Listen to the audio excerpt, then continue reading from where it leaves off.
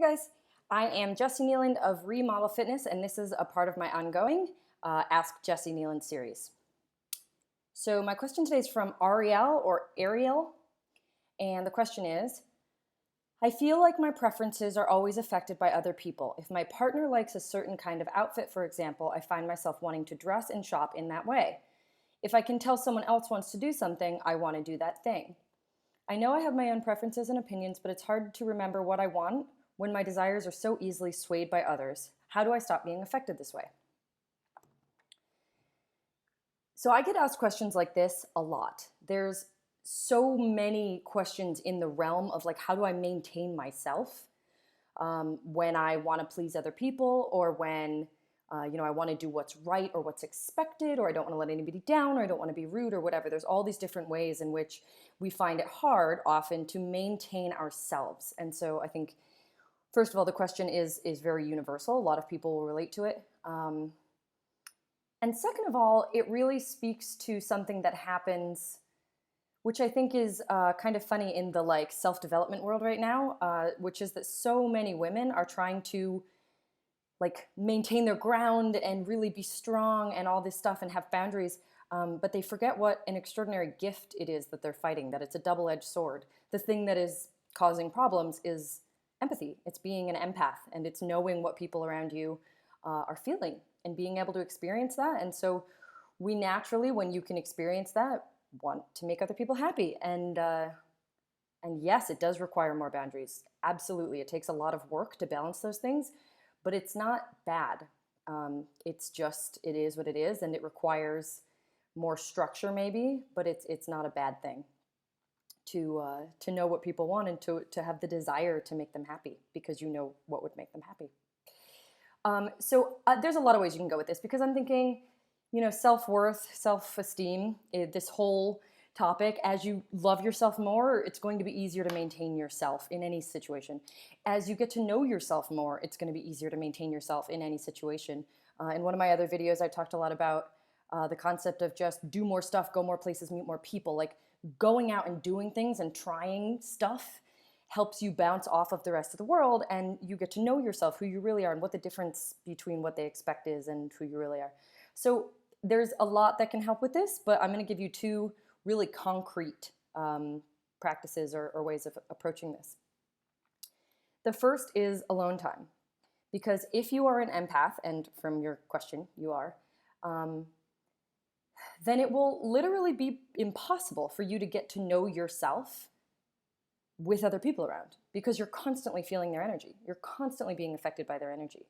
So instead of trying to fight that by just feeling their energy less, which can happen over the long term, like I said, but is not a very concrete practice. Like just going into a room and not being affected by people is going to be an exercise in failure, I think. So instead, make sure you're getting enough alone time. That's the boundary that you can definitely control. That's the boundary that will help you the most to get to know what you really want and find out and ground yourself in who you really are, as opposed to what everyone else thinks of you and wants and needs, etc. Enough alone time. I can't say this enough. Think of it like if somebody was not empathetic, they get alone time everywhere they go, kind of. They get time to know themselves in a crowd, on a date, with friends. That's fine, but that's not you. If you're empathic to the point of being affected by other people's needs and wants and desires all the time, that's not you. And you have to build in the amount of alone time that allows you to get to know yourself, so that you can then take that in other situations and have been in touch with it enough that you know what it is you want and prefer and desire and all these things. And then the second thing I want to talk about with that is this idea that, that it's actually really okay to be aware of what other people desire and want to make them happy. It just means that you absolutely have to have boundaries around who you allow into your life.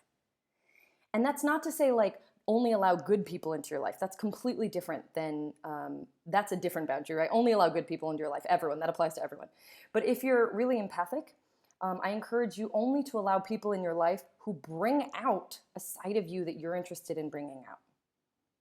Because it is like that double-edged sword. It is a blessing and a curse, but you're going to be affected by the needs and desires and wants of the people that you spend time with. So make sure the people you spend time with are needing and wanting and desiring something that's good for you. An example here would be like, okay, so I might like a guy, go on a few dates, and he might like really pulled together, like businessy type of woman, right? And I'm aware of that. I just, in chatting, I gather that, or who, his ex-girlfriend looks like, or who he notices on the street, right? It's like businessy, like really pulled together.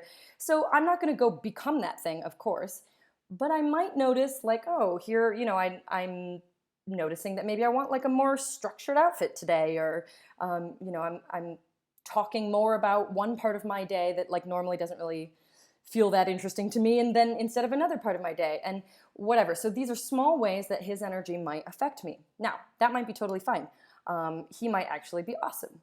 However, if that's not a side of myself, that pulled together businessy side that I'm like, it's a small part of me that I'm not interested in fostering that. I'm not interested in spending my time and energy fostering that side of me, then he's not a good person to spend a lot of time with.